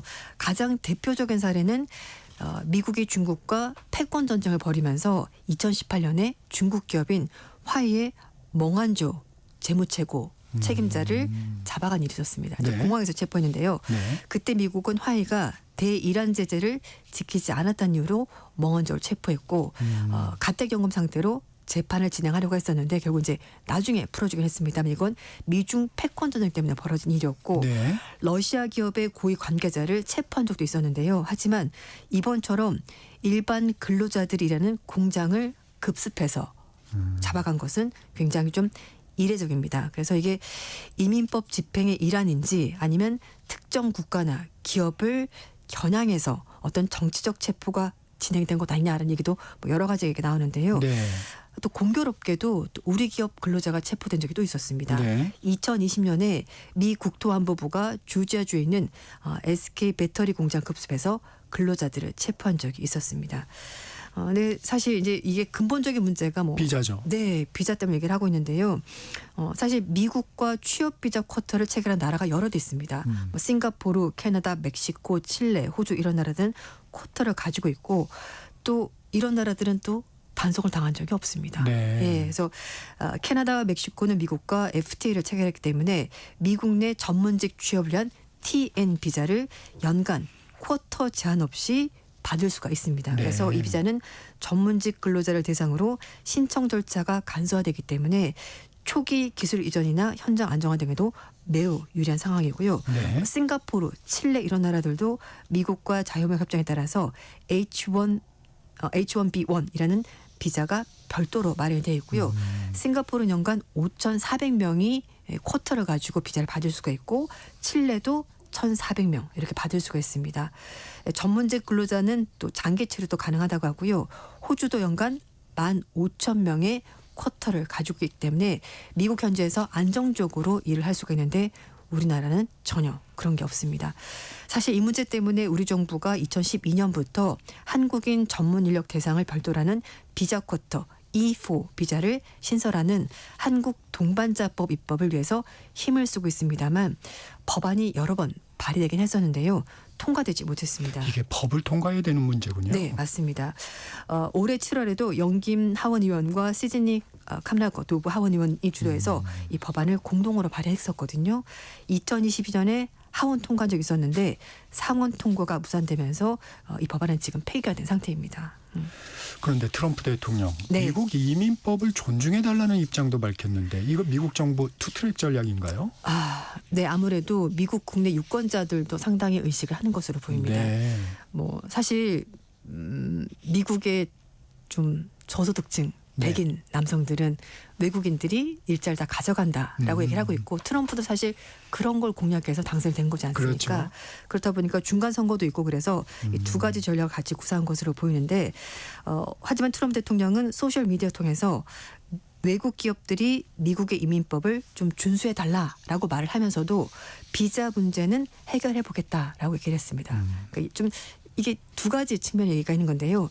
트럼프 대통령은 미국에 투자하는 외국 기업에 대해서 이민법을 존중해 줄 것을 촉구한다고 밝혔고 그러면서 대미 투자는 환영한다라고 말했습니다.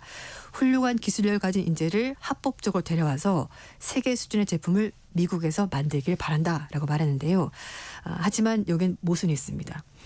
이 훌륭한 인재들을 데려오려면 비자 문제를 해결해야 되는데 그렇죠. 그건 해결 안 해주고 일단 인재를 데려와라라고 말하면서 이민법을 지켜라라고 주장하는 거고요. 그러면서 이런 훌륭한 인재들이 미국에 와서 미국 근로자를 훈련시켜서 좀 더 업그레이드 시켜달라라고 말하는 거거든요. 근데 세상에 공짜가 어디 있습니까? 이렇게 말하면 남는 게 하나도 없는 장사를 하라는 건데 이건 사실 앞뒤가 안 맞는 얘기죠. 결국은 미국이 자국 우선주의, 미국 근로자만 생각하고 미국 이익만 생각하면서 말을 하다 보니까 이렇게 좀 앞뒤가 안 맞는 모순적인 말을 트럼프 대통령이 한 것이 아닌가라고 싶고요. 하지만 트럼프 정부의 강경 기조는 그대로 이어갈 것으로 보입니다. 왜냐하면은 크리스티 놈 국토안보부 장관이 유럽에서 회의를 하고 나서 이번 일로 미국에 대한 투자가 중단되거나 투자 의욕을 저하지는 않을 거다라고 말했습니다. 이건 순전히 미국 입장입니다. 왜냐하면은 지금 외신에서는 이번 일 때문에 외국 기업들이 미국에 가서 투자하기가 쉽지 않을 거다. 이렇게 갑자기 급습해서 근로자들 잡아가는데 어떻게 하냐라 얘기를 하는데요. 하지만 노 장관은 다르게 해석했습니다. 미국 정부가 이렇게 강력한 정책을 일관되게 추진하기 때문에 불확실성이 없어진 거다. 그러니까 안심하고 와서 투자해라라고 말하는 건데요. 관점의 차이가 있네요. 네, 맞습니다. 그래서 또 하나 얘기를 한 것이 이번에 한국 근로자들을 단속한 거에 대해서 얘기를 하는 것이 노 장관은 미국에 오는 기업들에게 미국에서 게임의 룰이 무엇인지를 깨닫게 해준 훌륭한 기회가 됐을 거다라고 말했습니다. 그러면서 특히 불법 체류 외국인을 저임금으로 고용하는 것이 부당한 방식이고 이걸 비용을 절감하기 때문에 오히려 경쟁을 저해하는 거다라고 지적을 했습니다. 그리고 또 하나 노 장관이 이 추방 명령을 무시한 혐의로 구금됐다라고 주장하면서 추방될 것이다라고 말했거든요. 그렇기 때문에 사실 추방 명령을 미리 한 것인지는 지금 알 수가 없기 때문에 이 부분을 좀 확인할 필요가 있는데 혹시라도 노 장관이 사실관계를 잘못 확인했을 가능성도 배제할 수가 없습니다. 이런 가운데 미국 백악관의 국경 안보 책임자인 톰 호먼도 그 전날 CNN 방송과 인터뷰했는데요. 이번과 같은 대규모 불법 근로자 단속 앞으로도 계속 하겠다라고 밝혔습니다. 네. 그러면서 이 같은 단속이 국경 안보를 위해서 필요한 사안이고 그리고 더 많은 현장에서 단속이 있을 거라고 밝혔는데요. 불법 체류자 고용하는 것은 범죄다 이렇게까지 규정을 했습니다. 그리고 일단 우리 정부 측에서는 이제 자진 출국하는 방식으로 우리 근로자 데려오겠다라고 지금 하고 있는데요. 근데 뭐 뉴스가 많이 나오긴 했습니다만 자진 출국과 추방은 큰 차이가 있습니다. 네. 추방이 되면은 추방 기록이 남게 되고요. 앞으로 5년 동안 또는 10년 동안 미국에 다시 들어가는 것이 불가능합니다. 영구적으로 못 들어갈 수 있고요. 네. 반면에 자진 출국하게 되면은 합법적인 비자를 통해서 재입국할 수 있긴 하긴 합니다만 그러나 불법 체류로 판단하는 기간에 따라서 재입국에 제한이 있을 수 있습니다. 그러니까 뭘 하더라도 불이익이 없다라고는 말할 수가 없는 겁니다. 이런 가운데 영국의 BBC가 이번 일 때문에 외국 기업들의 대미 투자가 위축될 거다라고 전했고요. 또 미국의 월스트리트저널도 현대차에 대한 급습이 조지아주의 성장 중심지를 완전히 흔들었다면서 일부 사람들은 한국 기업이 미국에 막대한 투자를 한 다음에 이른바 급습 때문에 배신감을 느끼고 있다라고 전했습니다. 하지만 또 조지아주에 살고 있는 미국 국민들은 또 피해자다 이렇게 주장을 하고 있는데요. 그 미국의 정치인이 뭐 제보했다라고 주장하는데 이 사람 주장은 한국 기업들이 조지아주에 온다고 하더라도 그닥 도움이 되지 않는다. 왜냐하면 한국 근로자 쓰기 때문이다라고 얘기를 하고 있는데요. 근데 여기에 또 모순이 있습니다. 반도체 공장은 아무나 일할 수가 없지 않습니까? 그러니까 미국에는 그만한 능력을 갖춘 사람이 없는데 그렇죠. 그 사람들 쓸 수가 없는 것이고 그래서 한국 기업들이 그 공사 기간도 맞춰야 되고 그래서 한국 근로자 쓰는 건데 그런 거 다 무시하고 미국 근로자 쓰지 않으니까 저는 도움이 안 되는 거다. 이렇게 좀 억지를 부는 게 아닌가 싶기도 하고요. 또 미국 정치권에서도 비판의 목소리가 나오고 있습니다. 의회에 있는 아시아 태평양계 코커스 소속의 민주당 의원들은요. 경제 피해를 주고 글로벌 파트너들에게 신뢰를 약화시킨 행동이라면서 트럼프 정부의 이번 행동을 강력히 비판했습니다. 우크라이나 전쟁 관련 소식도 네. 살펴보죠. 트럼프 대통령이 다음 단계로 대러시아 제재가 준비돼 있다 이렇게 밝혔다는데 어떤 방안이 검토 중인가요? 네, 일단 유럽연합과 협력을 해서 우크라이나 전쟁 종전협상에 소극적인 러시아의 자금줄을 조여서 휴전에 대해서 좀 더 압박을 강화할 것으로 보입니다. 네. 앞서서 미국이 러시아산 원유를 수입하고 있는 인도에 대해서 기존 25% 관세에다가 추가 25% 더해서 지금 50% 관세를 매기고 있거든요. 그래서 네.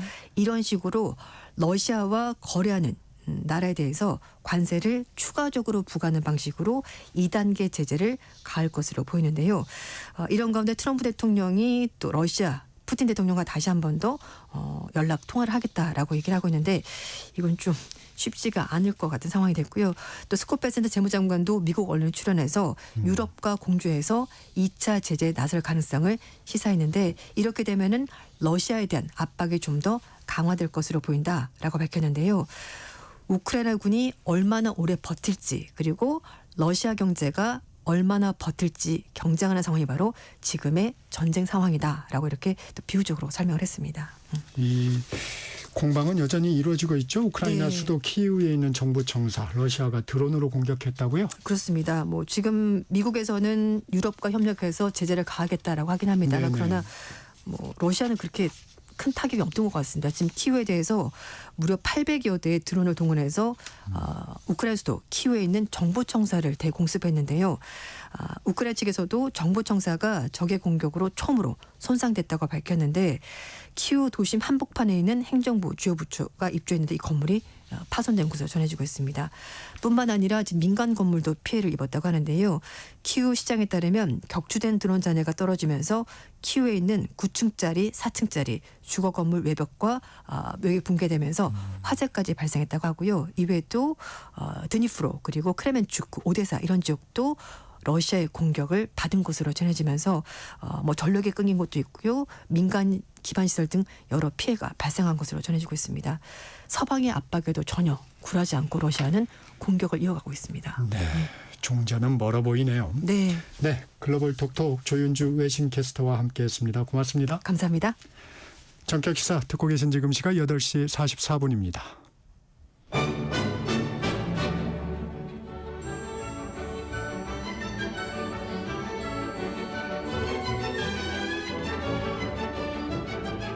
KBS 1라디오 정통 시사 프로그램 전격 시사 정치자의 눈으로 질문하겠습니다. 공정의 가치를 추구합니다. 꼭 필요한 정보를 담겠습니다. 월요일부터 금요일까지 아침 7시 20분에 찾아옵니다.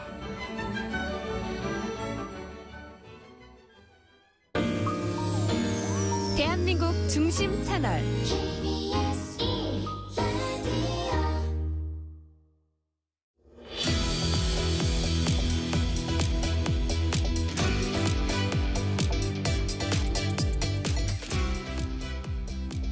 지역주택조합 1980년에 도입됐으니 역사가 오래됐는데 문제가 꾸준히 누적되고 있습니다. 본래 취지와는 달리 평생 모은 자산을 날린 피해자들의 이야기를 심층 취재한 KBS 시사 프로그램 더보다의 이승종 기자와 함께 무엇이 문제인지 살펴보겠습니다.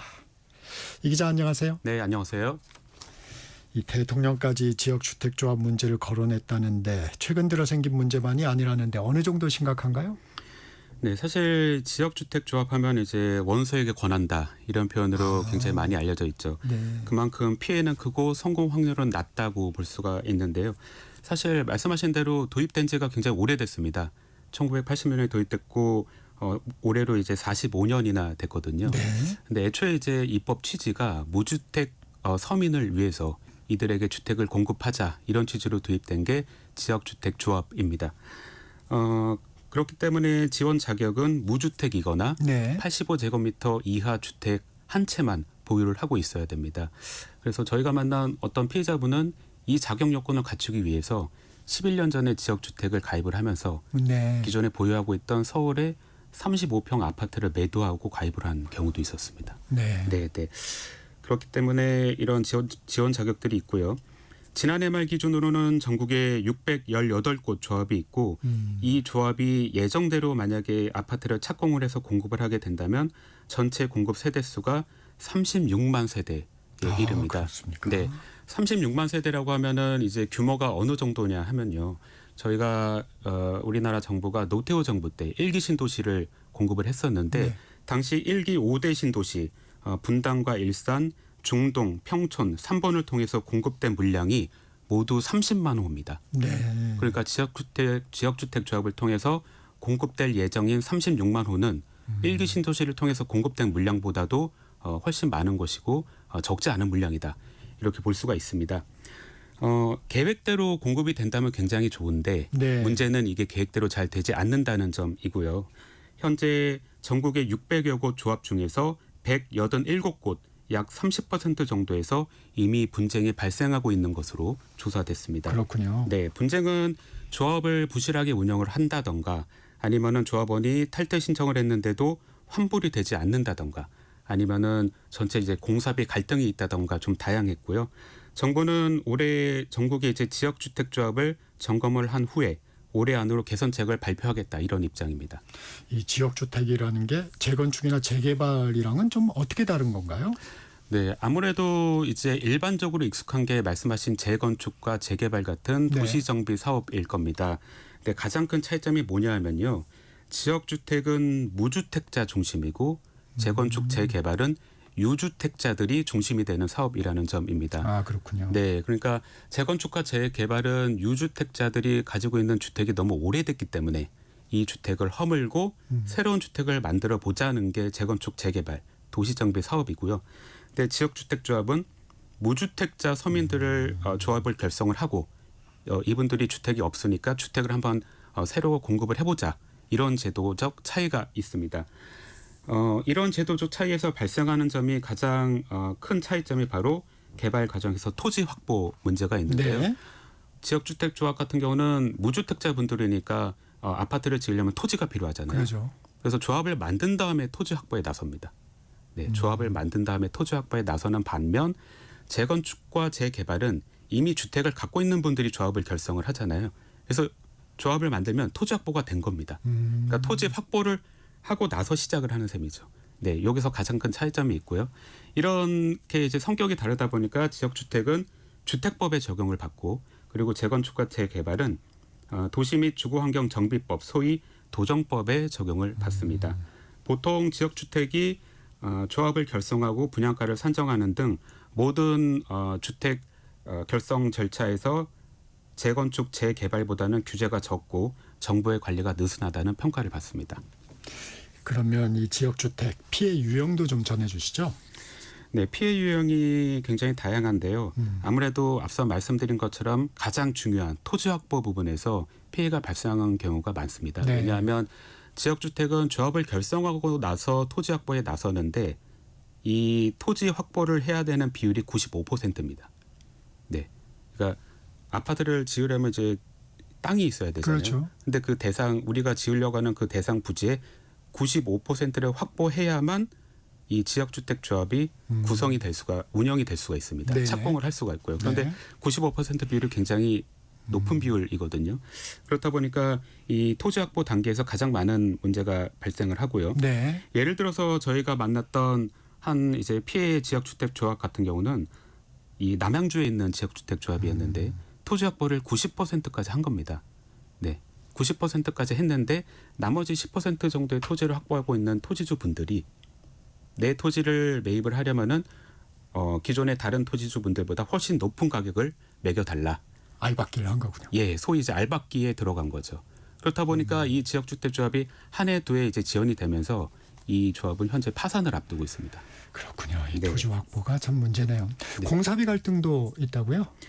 네, 공사비 문제도 이제 최근 몇 년 사이에 굉장히 크게 불거지고 있는 문제인데요. 왜냐하면 2022년에 우크라이나 전쟁이 불거지면서 이후에 사실은 지역주택 조합뿐만 아니고 재건축 재개발 같은 전체 공사 현장에서 공사비가 치솟으면서 공사비 갈등이 많이 발생을 하고 있습니다.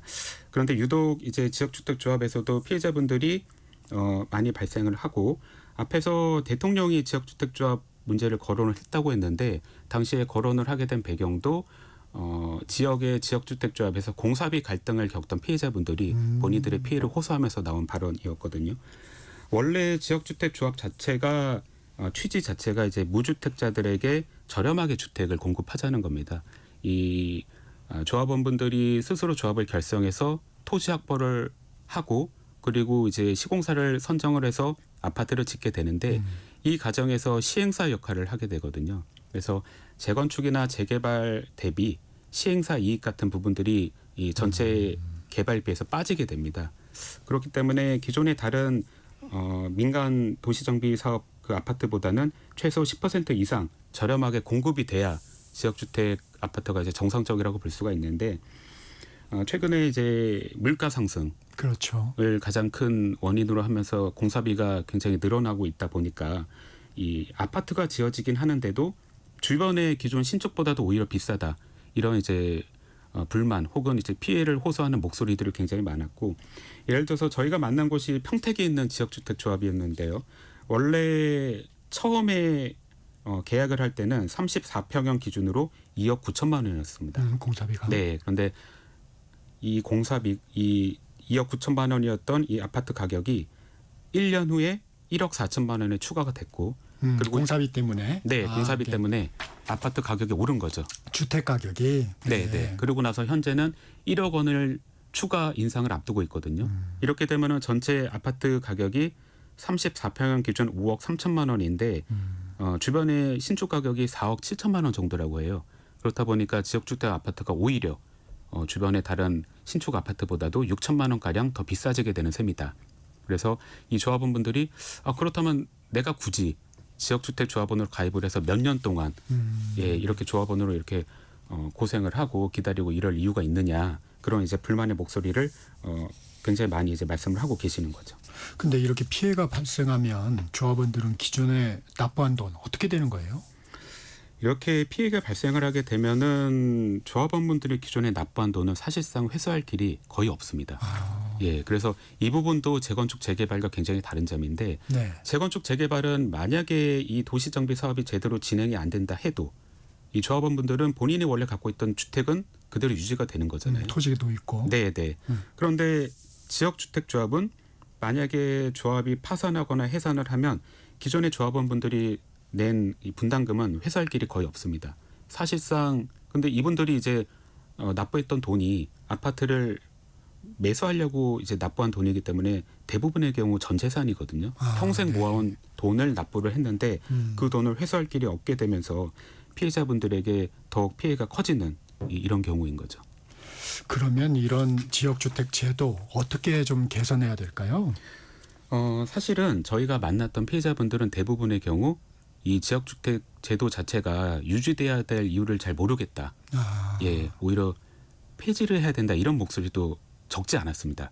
예, 적지 않았지만 그럼에도 불구하고 만약에 이 제도 자체를 유지를 해야 된다면 우선은 굉장히 이제 큰 역할을 담당하는 업무 대행사에 대해서는 등록제를 도입을 해서 책임을 강화해야 한다는 목소리가 많습니다. 이 업무 대행사는 조합의 대부분의 역할을 대행해서 수행을 하기 때문에 굉장히 권한이 막강하거든요. 그래서 업무 대행사는 등록제를 도입하자라는 목소리가 많았고 다음으로는 토지 소유권 확보 요건이 아까 95%라고 말씀을 드렸는데 그 95%가 재건축 재개발 같은 경우는 재개발은 75% 그리고 재건축은 70%입니다. 그러니까 그 비율이 훨씬 낮은 거죠. 그래서 그 정도의 비율로 토지 소유권 확보 요건을 완화해 준다면 지역주택조합이 훨씬 더 원활하게 굴러갈 수 있다. 이런 목소리가 많습니다. 네, 개선 방안까지 살펴봤습니다. 여기까지 듣겠습니다. KBS 이승종 기자였습니다. 고맙습니다. 네, 감사합니다. 전격시사 오늘 순서 여기서 마무리합니다. 진행의 정창준이었습니다. 여러분 감사합니다.